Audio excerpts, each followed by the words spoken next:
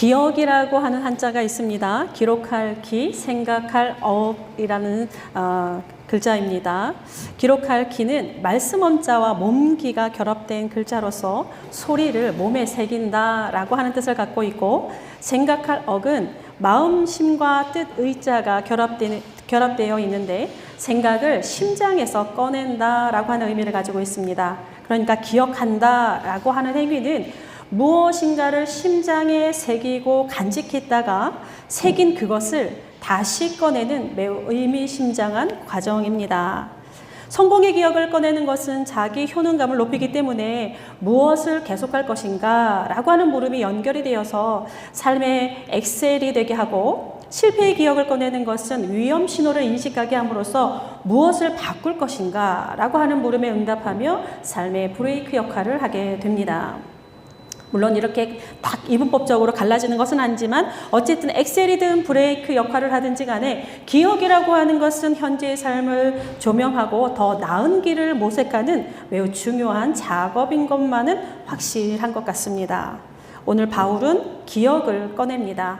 개인의 기억이 아니라 공동체의 기억입니다. 우리가 이제 읽었던 본문 그 앞절에 이제 사도 바울이 꺼내는 기억의 공동체의 기억, 그 저장된 이야기를 시작하며 오늘의 이야기를 풀어가고 있는데, 10장은 크게 세 단락으로 나누어 볼 수 있습니다. 1절부터 13절까지는 구속사적 기억, 그러니까 공동체적인 기억을 상기시키면서 14절부터 22절까지는 그 기억이라고 하는 것을 바탕으로 그 렌즈를 통해서 현재 당면한 공동체적 문제들을 조명하고 진단하고, 마지막 오늘 읽어주셨던 그 부분은 그래서 우리가 무엇을 멀리할 것인가, 우리가 무엇을 지향할 것인가 라고 하는 미래를 모색하는 그런 부분입니다. 그러니까 10장 전체적으로 보면 과거, 현재, 미래로 이렇게 하나로 묶어지면서 5장부터 길을 떠났던 그리스도인의 자유, 이 자유가 어디에 종착해야 되는지를 오늘 결론을 맺고 있습니다. 바울이 공동체의 심장에서 꺼내는 것은 출애굽과 광야의 기억입니다. 출애굽과 광야 사례는 이스라엘의 기원과 정체성을 그 구체적으로 형성되게 했던 그런 신앙의 대서사입니다. 먼저 은혜를 기억합니다. 다 구름 아래 있고 바다 가운데로 지났고, 다 같은 신령한 음식을 먹었고, 다 같은 신령한 음료를 먹었다. 기억나시죠? 홍해 도화, 구름 기둥과 불 기둥, 만나와 메추라기, 반석에서 나온 물에 대한 이야기입니다. 바울은 이 서사를, 그러니까 출애굽과 광야 시절의 그 모든 서사를 딱 두 가지의 모형으로 제시를 합니다. 이제 세례와 성만찬을 가지고 이제 풀어가고 있는데, 요 이야기를 먼저 한 다음에 은혜의 기억을 먼저 꺼낸 다음으로는 실패의 기억을 소환합니다. 그러나 은혜를 다 받았던 그들의 다수를 하나님이 기뻐하지 아니하였으므로 그들이 광야에서 멸망을 받았느니라. 5절입니다. 그러니까 매우 충격적인 결론을 맺고 있습니다. 하나님의 선택을 받고 하나님의 구원을 받고 구원의 징표인 세례를 받고 하나님이 공급하시는 음식과 음료를 먹은 사람들, 그 사람들을 하나님이 기뻐하지 아니하셨고 결국 그들이 광야에서 멸망하였다, 약속의 땅으로 들어오지 못하였다. 이 경고의 메시지로 지금 과거의 기억을 마무리하고 있습니다. 반복되는 글자가 있었습니다. 다라고 하는 그런 부사였습니다. 그러니까 모두 다 같이 구름, 다 같이 바다 가운데 지났고, 다 같이 먹고, 다 같이 마셨다, 이렇게 이야기를 하고 있는데, 이 다라고 하는 부사, 모두라고 하는 의미입니다. 그러니까 하나님의 은혜를 모두 다 빠짐없이 받았는데 그 중에서 멸망한 자들이 있었다. 그것을 기억하라 말합니다. 무슨 말이겠습니까? 과거에 엄청난 하나님의 은혜를 받았어도 소용없는 사람들이 있더라. 그것을 기억하라 지금 말하고 있습니다. 조금 섬뜩한 그런 메시지입니다. 바울이 이렇게 거칠게 나오는 이유는 과거의 은혜만에 취하여서 현재를 잃어버리면 안 된다는 것이요, 큰 은혜를 받은 이도 욕망을 따르며 살면 넘어질 수밖에 없다라고 하는 것을 지금 경고하고 있는 순간입니다. 그러면서 바울은 넘어졌던 거, 현재를 잃어버렸던 거, 멸망했던 것을 본보기로 삼으라 그렇게 이야기를 합니다. 본보기라는 말이 6절과 11절 두 번 사용되고 있는데 이 본보기라고 하는 이 헬라어는 흔적이라고 하는 단어입니다. 때리다 라고 하는 단어에서 파생한 말인데 정확히 말하면 찍힌 자국입니다. 신앙의 역사가 자신들에게 남긴 자국, 신앙의 역사가 이들에게 남긴 흔적을 들여다보는데 은혜의 기억뿐만이 아니라 고통의 기억도, 축복의 기억뿐만이 아니라 멸망의 상처 그 흔적을 깊이 들여다보라 이야기하면서 좀 더 구체적으로 나열합니다. 그 멸망당한 사람들을 보니 악을 즐겨하더라. 그 악을 살펴보니 우상숭배와 음행과 주를 시험하는 것과 원망이 있더라. 그렇죠? 아론의 금송아지 사건, 미디안 여인들과의 음행, 물이 없음으로 인해서 주로 시험했던 거, 고기를 먹지 못해서 원망했던 거, 불평하며 원망했고 했던 그 광야의 모든 사람들, 그로 인하여 주를 시험한 자들이 모두 광야에서 죽었는데 이 멸망의 흔적이 우리를 깨우친다 그렇게 이야기를 합니다.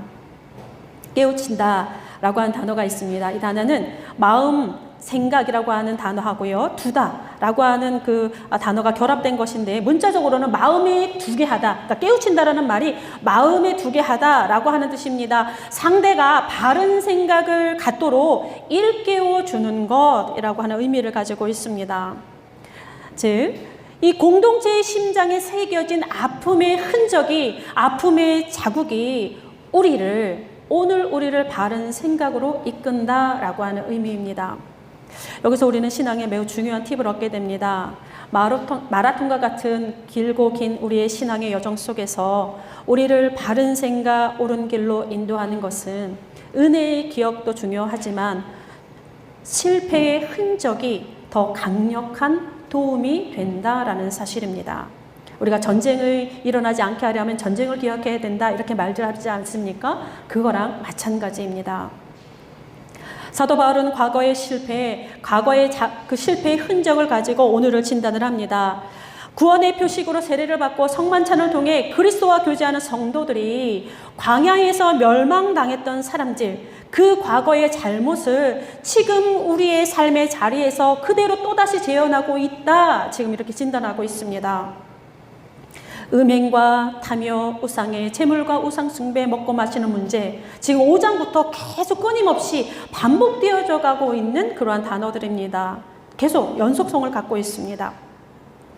자, 이 실패의 교육을 통해서 바울은 삶의 브레이크를 잡아 올립니다. 이 브레이크의 중심에 뭐가 있는가? 성만찬이 있습니다. 성만찬의 구체적인 내용은 다음 11장에서 더 자세하게 이어지는데 오늘 10장에서는 성만찬이 공동체에서 어떤 의미가 있는지, 어떤 기능을 하는지 밝혀주고 있습니다. 먼저 16절입니다. 축복의 잔은 그리스도의 피에 참여하며 우리가 떼는 떡은 그리스도의 몸에 참여함이라. 성만찬의 의미를 이야기하고 있습니다. 17절입니다. 떡은 하나이니 그 떡에 참여하는 우리 역시 한 몸을 이룬다. 성만찬의 공동체적 기능을 말하고 있습니다. 먼저 성만찬의 의미입니다. 참여하다라고 하는 거 코이노니아입니다. 코이노니아라고 하는 단어는 아주 익숙하게 많이 들어보셨을 것입니다. 함께하다, 함께 나누다라고 하는 뜻입니다. 가장 중요한 의미로서는 교제라고 하는 단어인데 커피 한 잔 마시면서 담소를 나누는 단순한 침묵과 사교를 의미하지 않습니다. 이보다 조금 더 고양되고 깊은 의미를 갖고 있습니다. 이 코이노니아, 공동체의 가치를 함께 나누는 그러한 행위입니다. 즉 성만찬이라고 하는 것, 예수 그리스도의 생명과 하나님의 은혜를 나누는 영적인 교제, 영적인 코이노니아입니다. 동시에 이 떡과 잔에 참여하는 모든 이들과 함께 나누는 영적인 교제를 말합니다. 그러니까 예수 그리스도의 떡에 참여하는 이 모두가 하나의 유기체로서 존재하는 순간인데 함께 살고 함께 죽는, 함께 울고 함께 웃는 공동체, 바로 교회라고 하는 것을 보여주고 있습니다. 그러니까 성만찬, 교제, 코이노니아라고 하는 것, 그리스도의 생명과 하나님의 은혜를 나누는 그런 교제로서의 기능을 해야 한다. 그래서 교회에서 나누는 모든 공동의 식사들, 그것은 이러한 성례전적 의미를 갖습니다. 그래서 제가 저희 함께 식사할 때 항상 성만찬과 같은 우리의 식탁이라는 이런 문구를 자주 사용을 합니다. 우리가 함께 공동체적인 가치를 나누면서 함께 식사를 하는 것, 바로 이러한 코이노니아라고 하는 의미를 가지고 있기 때문에 그렇습니다. 우리 각자가 예수 그리스도와 연합하듯이 우리 서로가 그리스도를 중심으로 해서 연합하는 것, 바로 공동체적 심장에서 과거를 소환하는 이유가 여기에 있습니다. 먹고 마시는 문제가, 우상숭배의 문제가, 음행하고 원망하고 주를 시험하는 것, 그 하나하나가 한 사람의 실패로 끝나는 것이 아니라 공동체적 실패로 연결될 수 있기 때문에 그렇습니다. 신앙의 성질이 그렇습니다. 하나의 공동체, 유기체적인 하나의 몸으로 모두 연결된 성도들, 교회의 본질적인 특성입니다. 우리가 그렇습니다. 우리가 다 그렇게 연결되어 있다. 사도 바울은 말합니다. 개인의 영역이나 동시에 공동체적 영역이 바로 신앙이요, 공동체적으로 하나이나 동시에 개별적으로 독립되어져 있는 것이 믿음의 메커니즘입니다. 그래서 각 사람이 서로의 유익을 위해 존재해야 한다라고 하는 바울이 말하는 이런 이유가 바로 여기에 있습니다. 모든 것이 가하나 모든 것이 유익한 것은 아니요, 모든 것이 가하나 모든 것이 덕을 세우는 것이 아니니.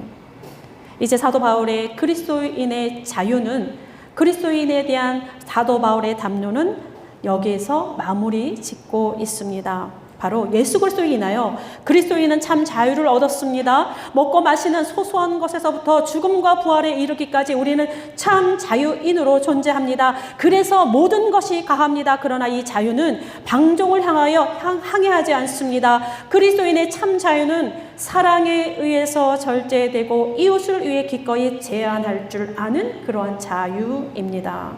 그래서 사도 바울은 이 자유로 움직이게 하는 것이 무엇이냐? 타인을 향한 유익이라 말합니다. 유익이라고 하는 단어가 본문에서 2번 사용되었습니다.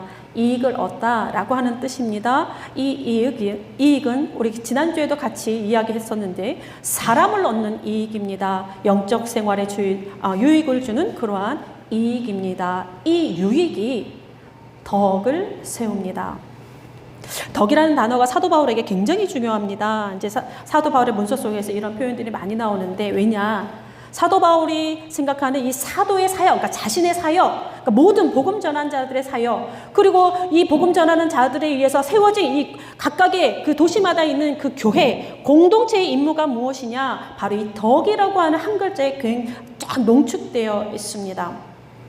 덕이라고 하는 이 헬라어 단어는 집을 짓다라고 하는 그러한 단어입니다. 공동체를 세우다, 덕을 세우다, 성장시키다라고 하는 의미로 많이 해석이 되는데, 이 집이라고 하는 단어와 건축하다라고 하는 단어가 이 결합되어 있는 것이 바로 덕이라고 하는 이런 단어입니다. 여기에서 집은 가족을 이야기하는데 신약의 경우는 성소를 의미합니다. 그러니까 덕을 세운다라고 하는 것은 성소를 세우는 것, 그 교회를 세우는 것이라 말씀드릴 수 있습니다. 그러니까 교회를 세우는 것, 덕을 세우는 것이 가장 중요한 임무, 그러니까 사도의 의무, 공동체의 임무라 이렇게 이야기를 합니다. 이 덕을 세우는 것은 14장에서 좀 더 많이 다뤄지게 되니까 넘어가겠습니다.